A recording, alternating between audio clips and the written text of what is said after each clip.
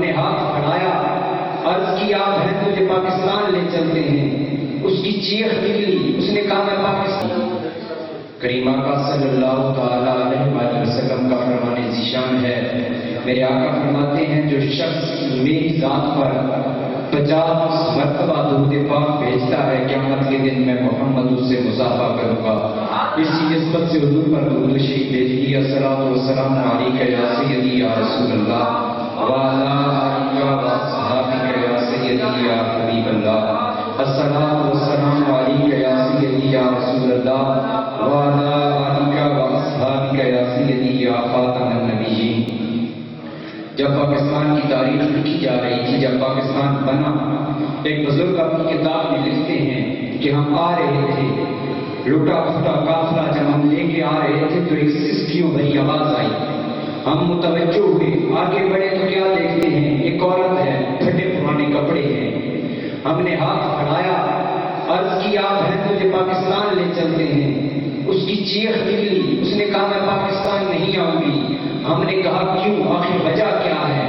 اس نے کہا ہندو سکھ مجھے حبس کا شکار بنا چکے ہیں، میں اس وجہ سے پاکستان نہیں آنا چاہتی، مگر پاکستان والوں کو میرا جا کر پیغام دے دینا کہ پاکستان والوں ہم نے لاکھوں قربانیاں دی اس ملک میں صرف نظام مصطفیٰ کے لحاظ کے لیے، لہذا ہر لمحہ ہر سانس کوشش کرنا کہ اس ملک میں نظام مصطفیٰ آ جائے۔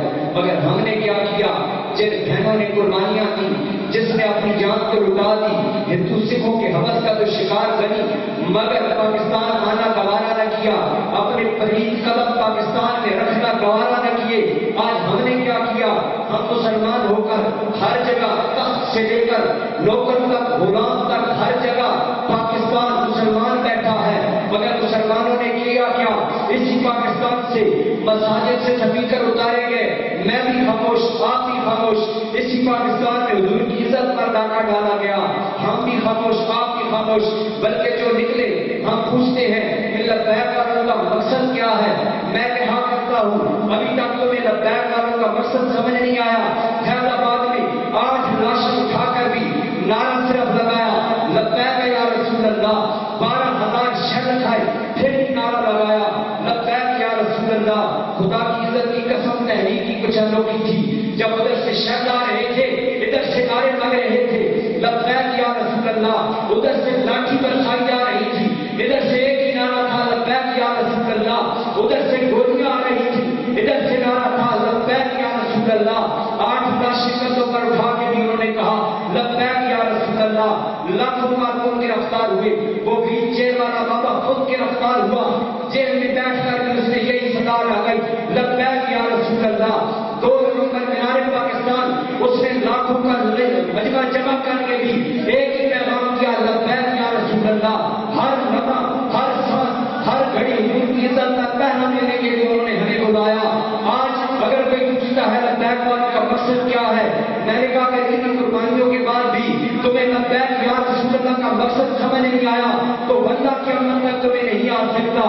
ہاں اگر کوئی بابا اور بات کرتا تو ہم مان لیتے، یا اس نے جتنیاں بھی قربانیاں دی مقصد ایک تھا لبیک یا رسول اللہ۔ ہر جگہ ہر گھڑی حضور کی عزت کا کام ہونا چاہیے۔ دوستان محترم، آخر پہ یہی عرض کروں گا کہ کوشش کریں دوست بہن کی سلسلے کی آوازوں کو ساتھ کھڑے ہو جائیں اور اس ملک میں نظام مصطفیٰ نافذ کروائیں۔